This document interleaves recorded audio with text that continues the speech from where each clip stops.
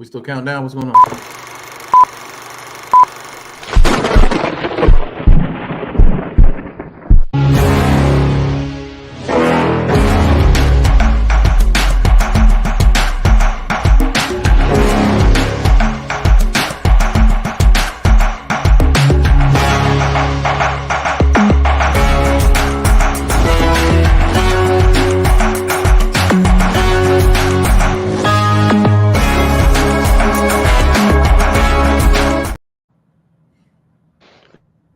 Yo, yo, yo, yo, yo, yo, yo, yo. What's up, everybody? What's up, everybody?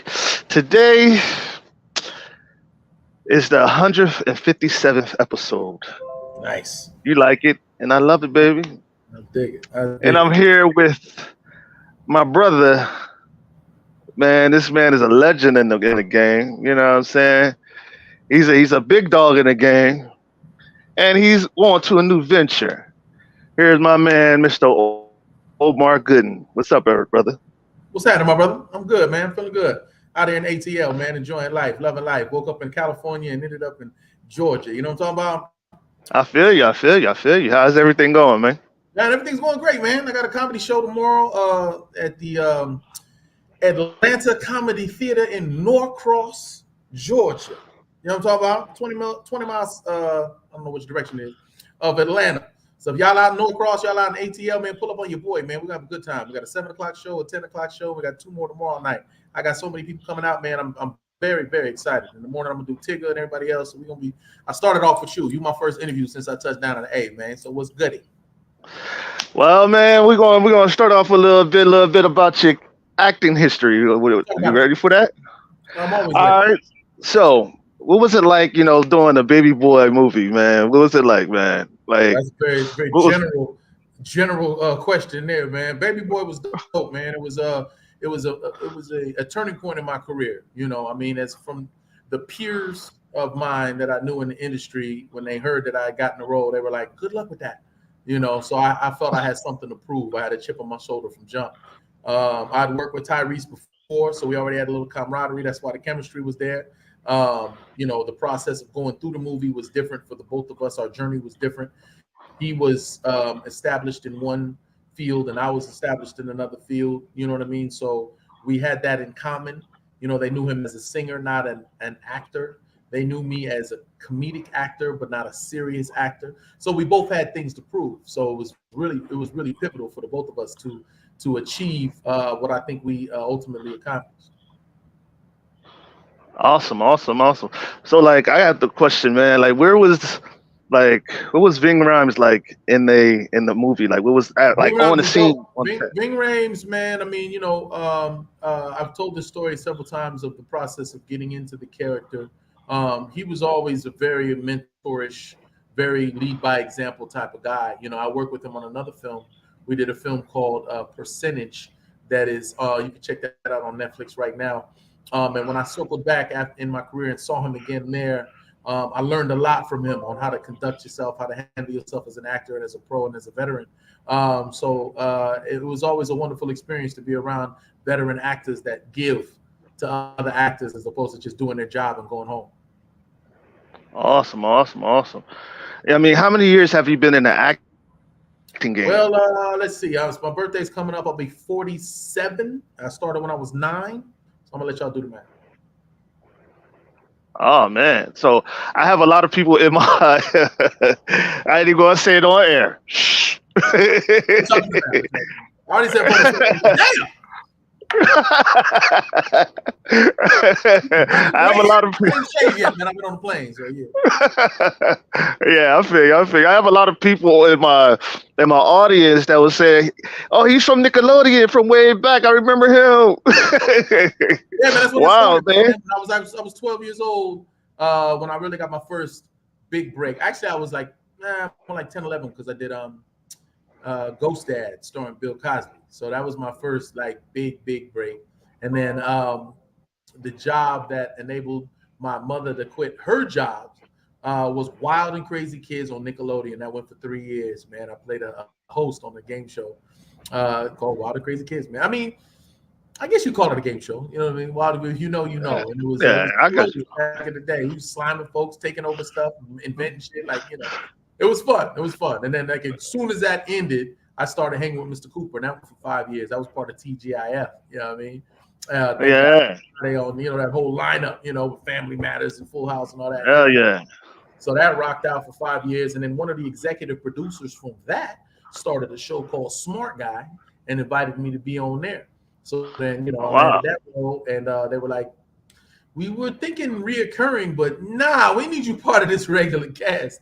You know, I was supposed to be like the bully, and then I evolved into like the best friend of my man Jason Weaver, and we rocked that out for 75 episodes, man. So you know, God is good. And I look up, and I'm 24 years old, and John Singleton's calling me, talking about I got this movie called Baby Boy. So you know, it was just from 9 years old to 24 in a heartbeat. Wow. So like, how was your brother? How was your brother mentoring you into the industry? You know what I'm Well, saying? What was he the thing telling you? with my brother is there's a 10-year gap between us, and that's a whole decade. A lot can happen in a decade, especially as a black man in this industry. You know what I mean? So he Right, had his right. own friends. He had his own way of thinking. He had his own different bring. You know what I mean? We were Hmm. close, but it was more so. That's my big bro. I always looked up to him. He was like a father figure because my father was always gone and on the road anyway. So he raised me. My sister raised me while my father and mother were out. You know, well, my mother was there, but she had to work most of the time. You know what I mean? Until Hmm. she could stop. And then my father was just always working. You know, so my brother and my sister really were like the hands-on parents, like type. You know what I mean? So my Yeah. brother, you know, but he was also it was more of a tough love type of thing. We weren't real like lovey-dovey and huggy and shit. Like, you know, people like, damn, I didn't know y'all was brothers. Yeah, because we ain't like hugging and kissing and on, you know, we ain't like the no offense, we ain't like the Wayans, and we just all include each other in every project we do. It just wasn't what it was. I'm not knocking them, and if I could have went back in time, I probably would have been a part of more stuff that he was a part of, and involved my sister in it, and so forth and so on. You know what I mean? And it wasn't for lack of trying. A lot of things were just circumstantial. Like I auditioned to play my brother's brother in Jerry Maguire, but the director didn't want to hire me because he didn't want to be seen to be showing favoritism, and then they casted that other cat that didn't look shit like him. But but it also the fact that we looked alike. But the fact that we look so much alike hurt us too. Now you flash forward years and years and years later when he's doing OJ. I went and read to play AJ Collins to be in the car with him, and they were like, "Nah, y'all brothers, when y'all both when we get a similar look about us and be side by side, we look like damn near twins. You know what I mean? I'm bigger Yeah. than them. You know what I mean? We look so similar when we act that it would have messed up the dimension of your watching, you know what I'm saying, what's real and what's not real. If we're playing friends and something or not related, Right. you know what I mean? So Yeah. that's tough too. Actually, the only time we were actually on screen together was a show called Big Time in Hollywood, Florida, where I played myself and he played himself, and it was like one scene, but it's very graphic and it's fun. It was fun as hell because he played himself, but like an altered version of himself. And then I played myself, but kind of the laid back voice of reason. And he like pulls a gun on me and snorts a line of cocaine and all this shit. And I had to take it down because I signed with Disney now. And how much shit? How much? I don't know how much stuff I can say. But it was a lot. So people always say when you guys are gonna do a project together, when the stars align, things will happen in God's time. You know what I mean? But it's got to be a project that we control. It's got to be a narrative that we control, and it will probably have to play related, like cousins or something. Or it's you know what I mean? We're also Right. working on the Right. story of our father, who passed in 17. Which was his story is just it's incredible. I read his memoirs that he dictated to one of his best friends, Donald James, who was also excuse me, who's also a publicist. My father was very articulate, and he dictated his life and his father's life, and the story of how he got the name Cuba, and our heritage in Barbados, and it gets deeper and deeper and deeper, and it's very fascinating. So we're working on the book. We're gonna Wow. start the book. After we get to the book, it's got to be a movie, a TV show, and then me and my brother, we're moving the chess pieces in the right order so that we can get it done the right way. And then when it's time to get that done, you'll see the both of us on there. So, Oh wow. Awesome. Awesome. a Awesome. lot of big stuff. So I have the question. The question, right? During the Baby Boy movie, right? I would love the scene where you was whipping those kids. Yeah. And with like, did you have to bring your aggressive side out when you was whipping the kids? When you was like, did you want to do it, or did you was like, fuck it, I want to whip these motherfucking kids? You know what I mean? Who wouldn't want to whip kids? I I beat the hell mean, out of them boys. What I will tell you, I see what you're getting at. What it is, for one, that scene itself hit home because I had like some things that happened in my personal life as a youngster out in the streets. You know what I mean? So I was able to channel some of that. You know what I mean? Aggression, right, during that scene. Uh-huh. When we were rehearsing it, I just took off my actual belt and I didn't hit the dude, but I swung in the rehearsal, but it's a belt. So the belt kind Right, of just right. popped out and hit him for real a few times. And I remember him coming to my trailer saying, "Yeah, man, so when we film this, can you try a little harder not to hit me with that belt? Because I got all these whelps on my leg." I was like, damn, I'm sorry. So they actually went out, true story, and they got a fake belt. It was like a foam belt that I used, and I put it in my belt loop. And then when it was time to action, I could just go ahead and swing the way I wanted to and not really tear his ass up. Oh wow. So man, so what was the transition like going from actor to comedian? What was it like? You mean like stand-up comedian? Yeah, yeah, comedian. Yeah, stand Oh, up it's comedian. fun, Yeah. man, because what happened was, I would get invited to do things. I would do, like come out and host my club, or just come out and just pop some bottles and that type of thing. And that would happen for a while. And finally, somebody called me to do a comedy show, and I said, sure. And they said I will send a limo. That's how long ago it was when they still use limos and shit. And not like we'll send an Uber, but an actual long ass stretch limo. And they drove me out to the Redlands, which from where I lived was about an hour away. So we're back there. We got drinking and bottle and whatnot. And I get to the club, and he says, "Man, what will it take to get you on stage?" And I was like, "A lot more liquor than you have in this car, so knock it off." But we keep going and we're talking, and then he goes, "Well, sit tight, sit tight." So I'm sitting in the back of the club, and everything's, it's funny, it's a good show going on. And then the announcer goes, "It's coming to the stage. We have a very, very, very, very funny comedian. You guys are gonna love him. You've seen him in TV shows. You've seen him in movies. He's been in Hanging with Mr. Cooper, Smart Guy, the movie Baby Boy." All of a sudden, I start looking around like, I must know this dude. He's been in the same stuff I've been in. Who is this about to come up here? Then, of course, he says, "Omar Gooding." And I go, I'm like, what the fuck? So I get on stage, and, my instincts just took over. I'm a ham. I love the mic. I love the crowd. So the light was bright. I said something funny about the light, blinded and being interrogated, or whatever the case is. And people started laughing. And I got the bug, and everything I said, they laughed, and it was great. I got on a roll. Then I got a little too comfortable, and I said something about the crowd because we were out in the middle of nowhere. And I said, "I'm surprised all y'all laughing, all these hicks up in here." I got quiet, and I was like, "Oh shit! Anybody see Baby Boy?" Yeah, I was like, "Oh, remember that?" And I made one more joke, and as soon as they laughed, I jumped off the fucking stage. So that was like my first taste of stand-up comedy. So then, like many years later, I started a comedy room in LA. So this room in LA Right. was fun. My man Charles Allen helped me get it going, and he was just like, "Look, bro, I'm gonna host it. So all you really have to do is put your name on it. Just get people out because they know you. You have a name." So this is how it became unique for me to get into stand-up comedy, because it started off as, you can just do the Russell Simmons thing. I'll host it. I'll bring up all the comics. I'll do everything. And at the very end, I'll be like, "Hey, make some noise for Omar Gooding." And I'll come on stage and say, "Thank y'all for coming out. God bless and good night." But that's not me. So what it Hmm. evolved to was, I'll introduce my host. So it could just be, "Hey, everybody going, we're about to get the show started. Make some noise for Charles Allen." Yeah, right. That's not me. I'm gonna get on stage and I'm gonna start cracking. So I start snapping and making jokes and this and that, blah, blah, blah, and just got more and more comfortable. Then I just start, it kind of evolved from there. So our room died after, like, right before COVID, right? At the end of COVID, I started a new room, right? I had a new host. My guy Charles Allen had actually moved back to Texas. So I brought in comedian Warren V, DJ Psych, and we started a new show in LA at the Los Globos Theater called Funny AF Comedy Showcase.